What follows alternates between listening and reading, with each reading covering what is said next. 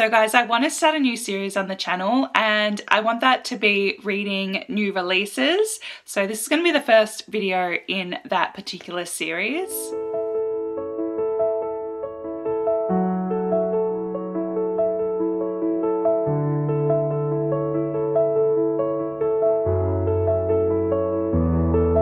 So when I say reading new releases, I pretty much mean anything in the last like 12 months, because while I do buy some like books new, a lot of the time I am buying secondhand, so I don't always get my hands on like the newest releases unless I go out and buy them new, which I try not to do unless they come up on sale on Kindle. So this could be a lot of e-reads, and I'm not sure if a lot of them are on Kindle Unlimited, but I no longer have my subscription for that because I was just not utilizing it as much as I thought it was, you know, could be utilized. So in order to save myself some money, I stopped that. And then if the books that I want come in on sale for like, you know, they do the $1.50 sale, I'll generally just buy it. And sometimes I'll buy them if they're like maybe $2 or $3, because in the end, if I'm paying about, I can't even remember what it is, like $15 a month, in my mind, I've got that $15 I can spend on books that I'm actually purchasing,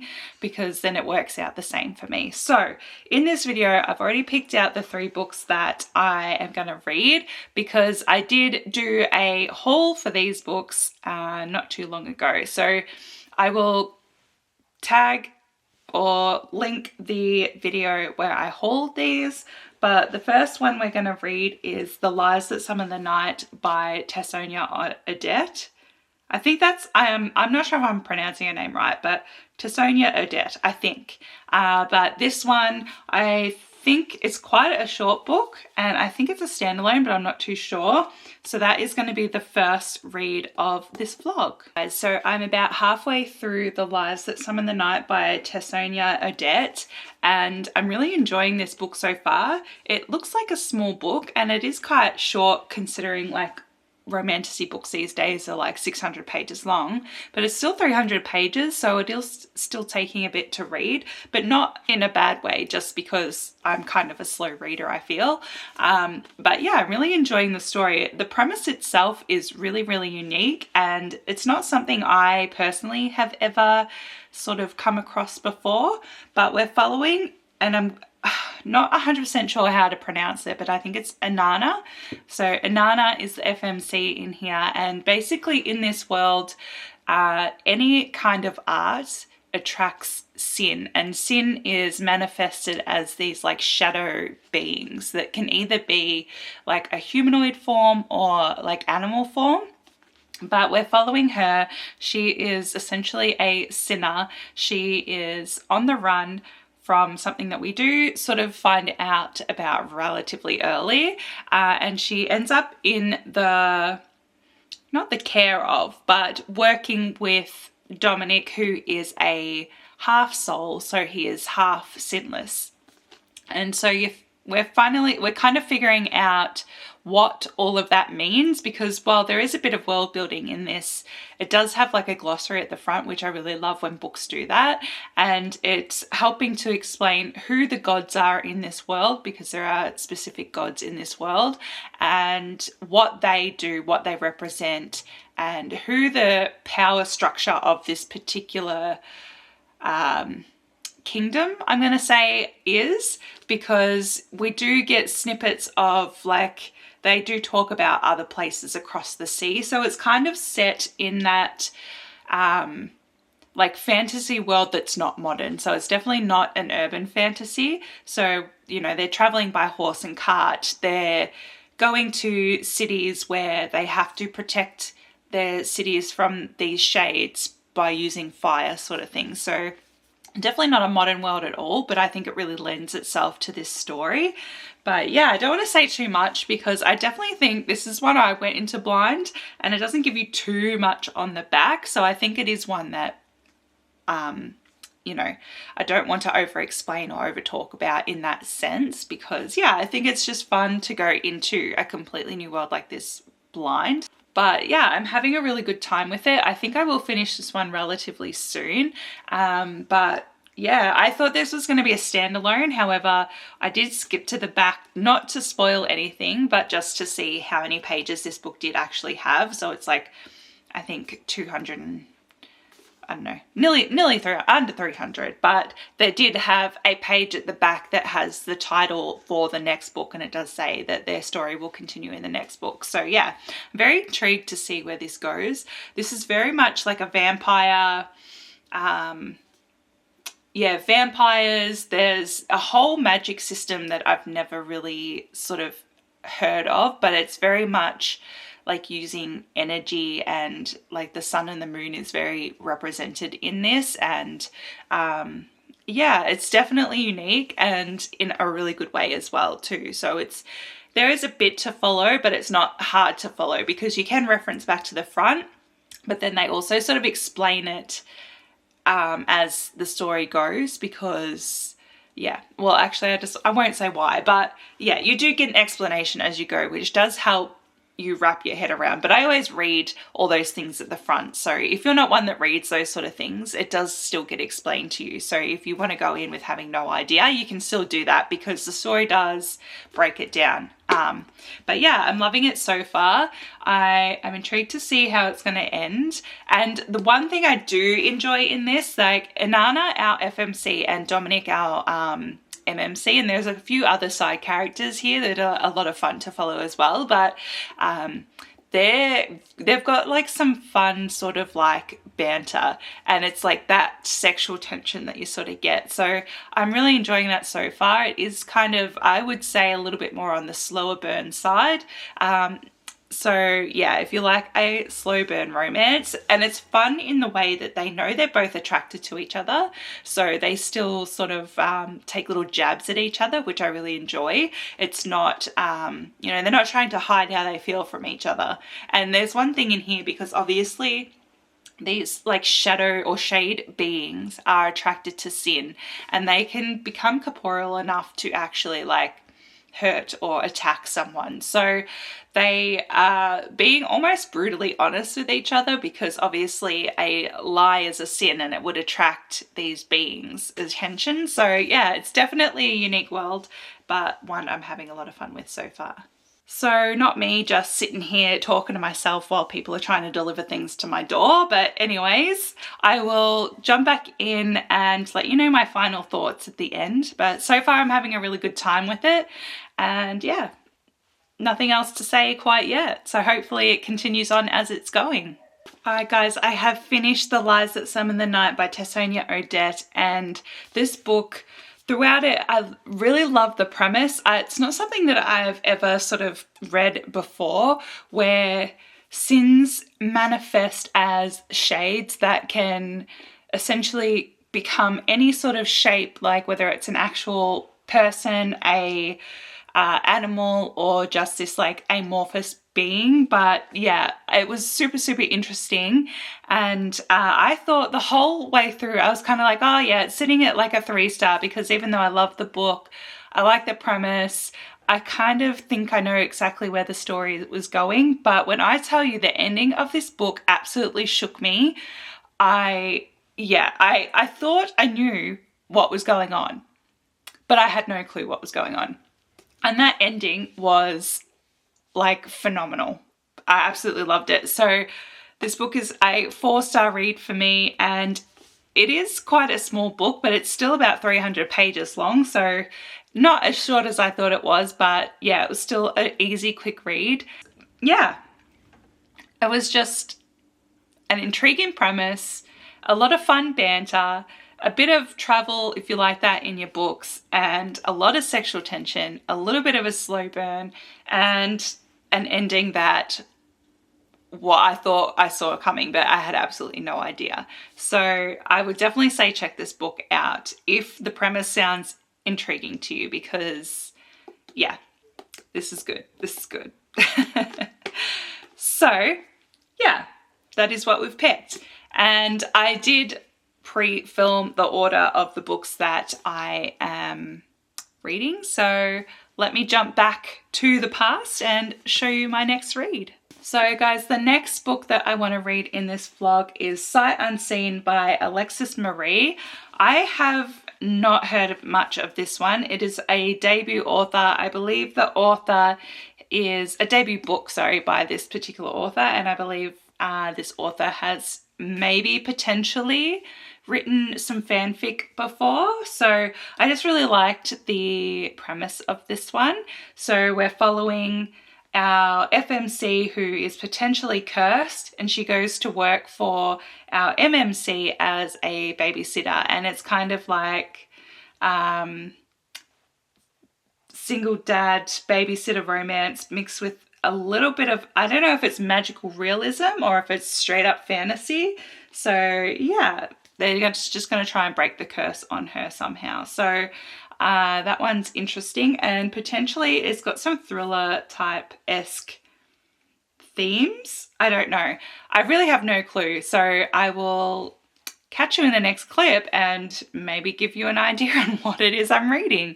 So you're just going to have to forgive how I'm looking today. I literally just rolled out of bed this morning, put on some comfy clothes, and have been vegging on the couch. So I'm pretty sure there's like a bird's nest in the back of my hair from just laying on the couch all day. But you know, when you just have those days where you don't know if you're sick, just exhausted, a woman, I don't know. Anyway, so I just have been vegging on the couch literally all day, but I have been reading a little bit on and off, and I've started Sight Unseen by Alexis Marie, and this book is so unique. I feel like this is great for this vlog because we're getting, I don't know, there's so many romantasy, sort of like supernatural, paranormal romances out there at the moment that sometimes it gets to be like reading the same thing over and over and over again. And the ideas just seem to be especially recycled. Like there's always similar storylines and themes and everything in books. That's just how it is. But yeah, I feel like lately it's just been very, very much of the same.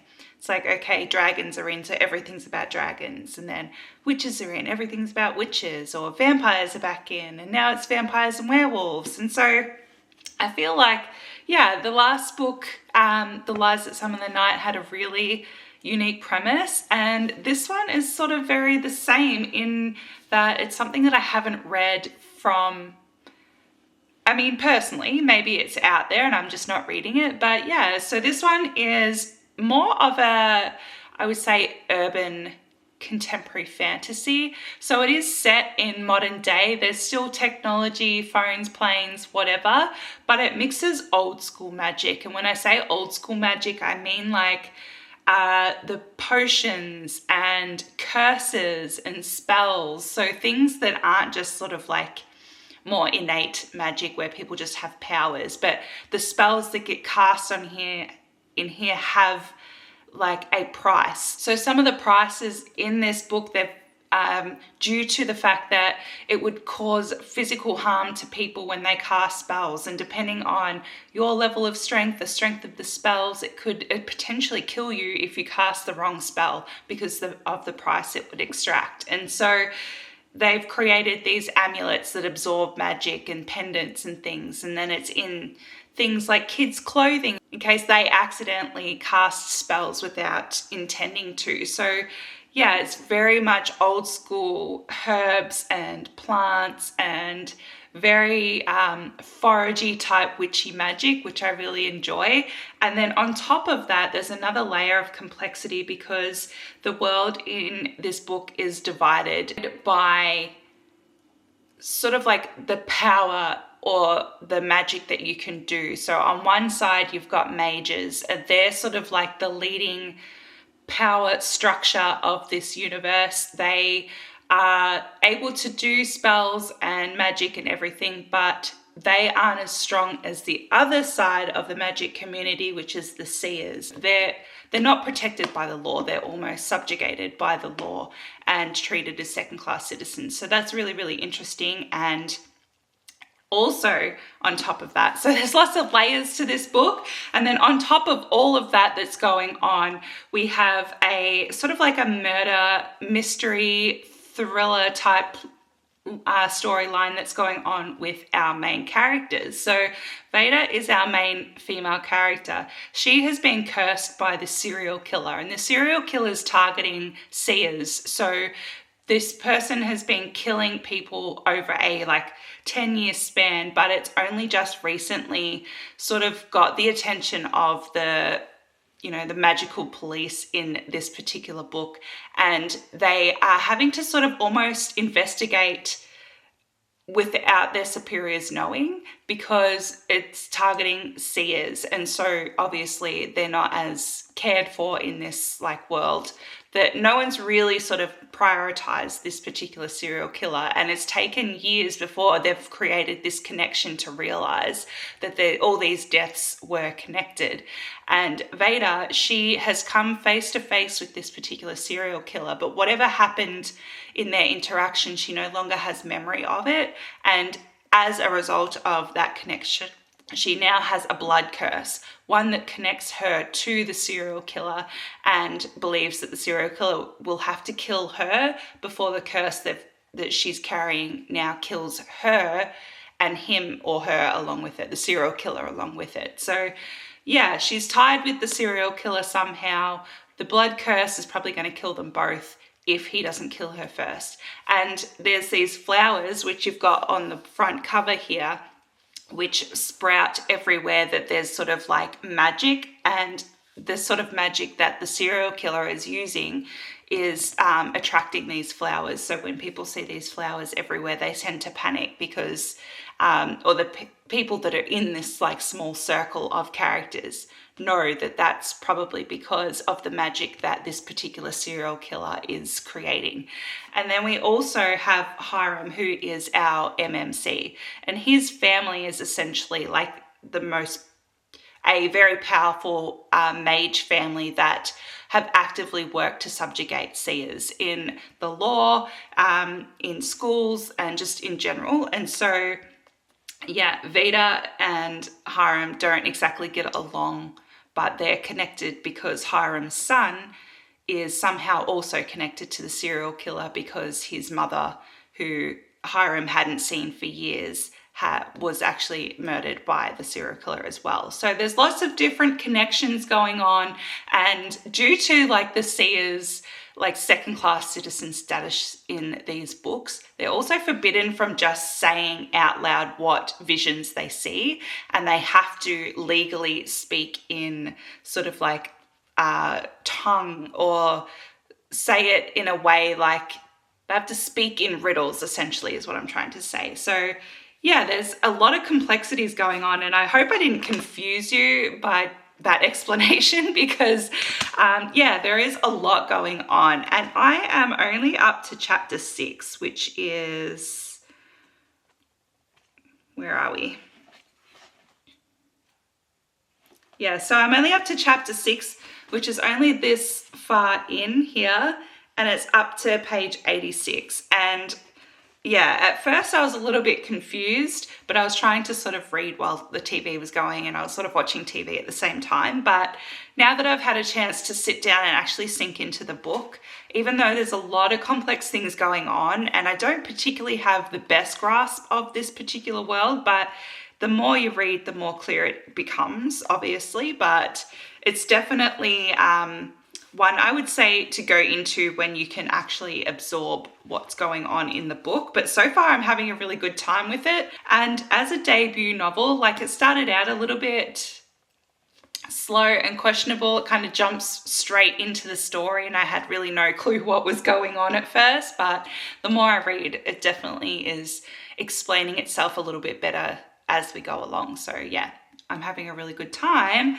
and I can't wait to continue. So I think I'll finish on pretty quickly because it's quite bingeable as well, despite throwing all this information at me. But so far, so good. And I will check in when I've actually read a little bit more. I nearly just took myself out then. So guys, it's been quite a while since I spoke to you last. I've actually read a few other books in between, but I have finished Sight Unseen by Alexis Marie, and this book, I really just don't know what what I feel about it, I guess. I liked it. Don't get me wrong, like it's a good book.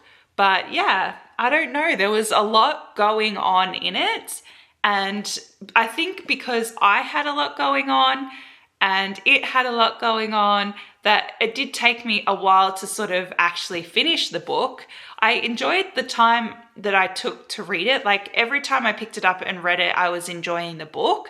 And I was sort of thinking about it when I wasn't reading it, but more so just kind of like to know how it ends, because it is a little bit of a mystery.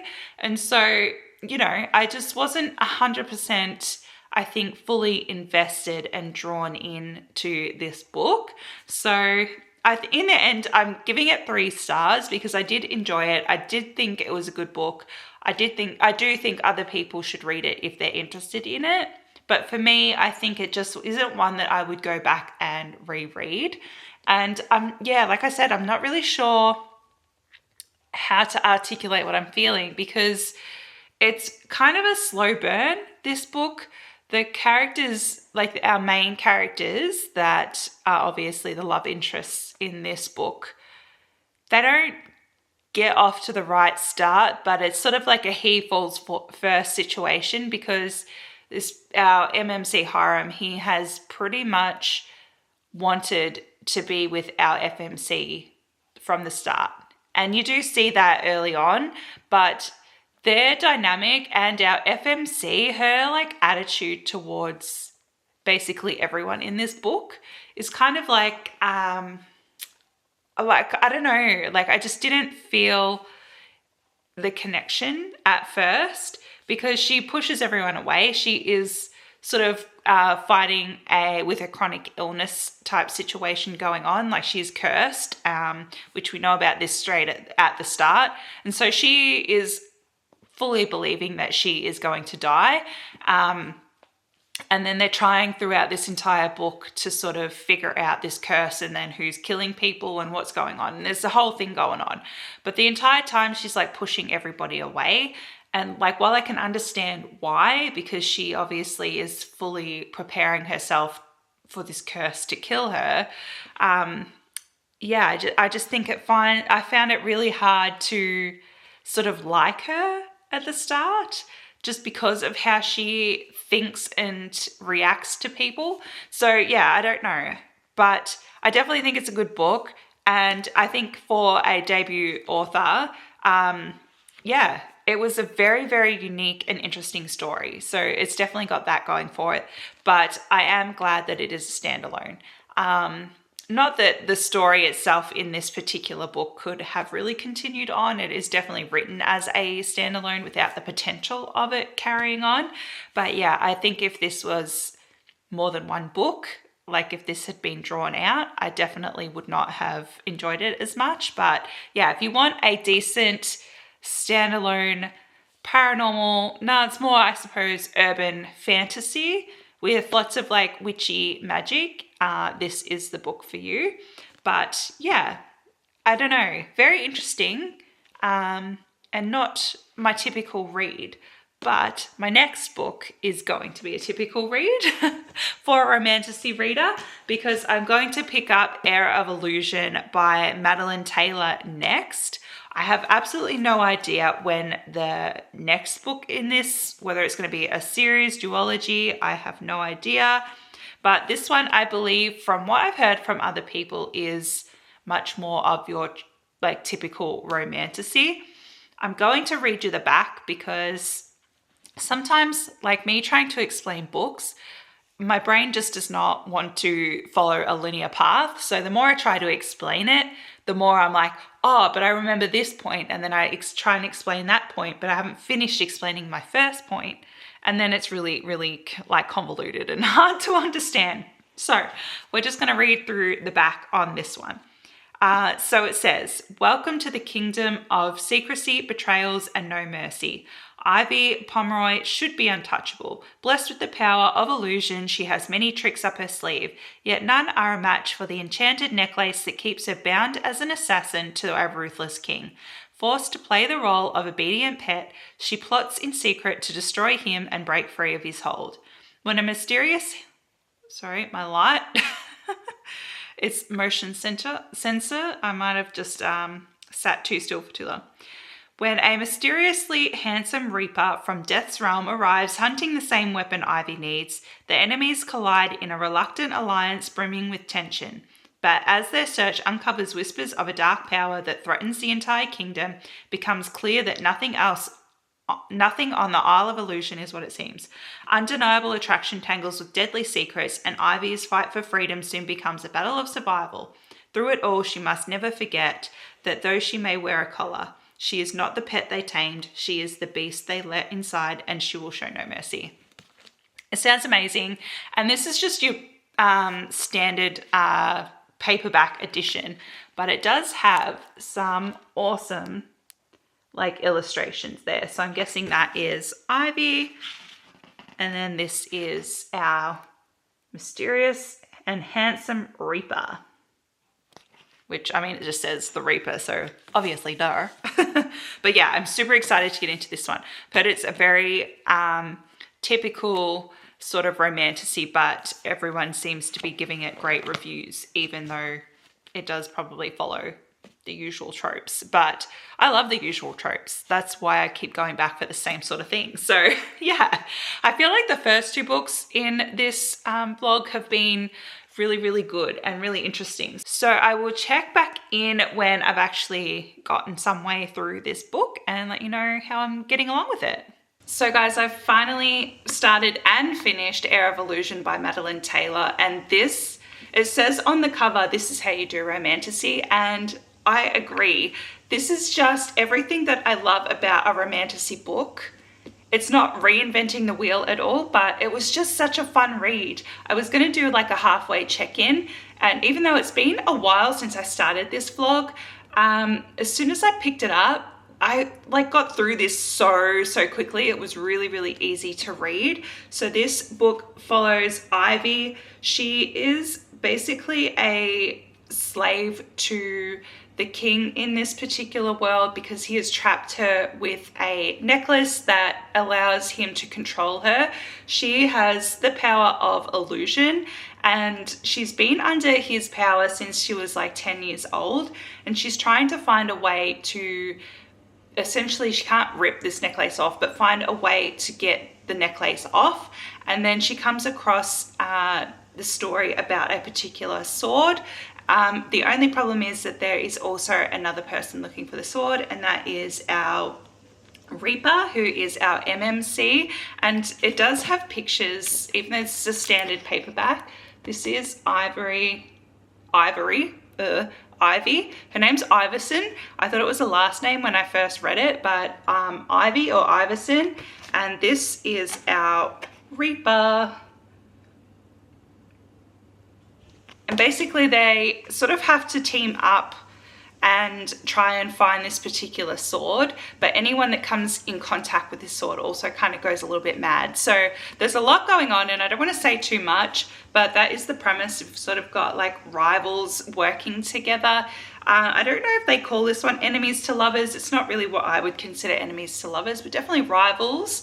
And I absolutely ate this up. It does end on a cliffhanger, but not like one of those horrible cliffhangers where, you know, it does sort of rounds out the first story. I'm excited to see where this goes, because yeah, this is definitely an easy, really quick read. I just flew through this entire book, but I feel like we had a great selection in this book. And when I started it, these were mostly new books. I feel like this is like, for you guys, it's not that long, but for me, it's been months. But yeah, so I had some great reads in this. So The Lies That Summer the Night by Tessonia Odette, I ended up giving that 4 stars. Cannot wait for the next book. Sight Unseen, this one's by Alexis Marie. This is a debut novel.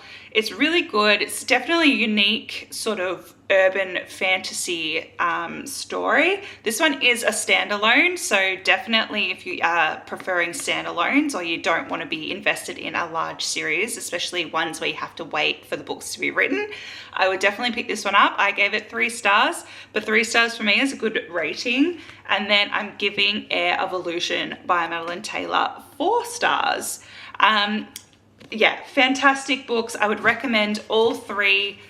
I had a great time reading all of them, and even though it took me forever to finally get around to finishing this vlog, it was not because of the books, just because of life. But I've read other books in the meantime. But yeah, definitely recommend these three books.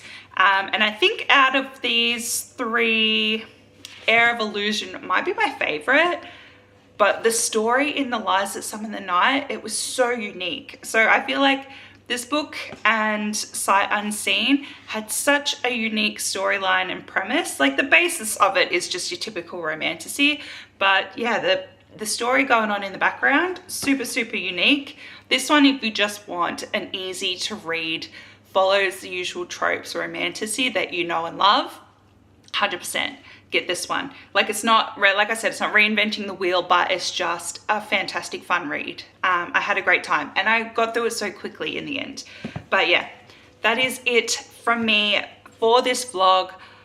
It feels like I've been filming this vlog for like a year, but anyway, we got there and we managed to get 3 amazing reads in there. So thanks for sticking around to the end if you guys did. I hope whatever you're reading is a 5-star, and I will catch you guys in the next video. Bye.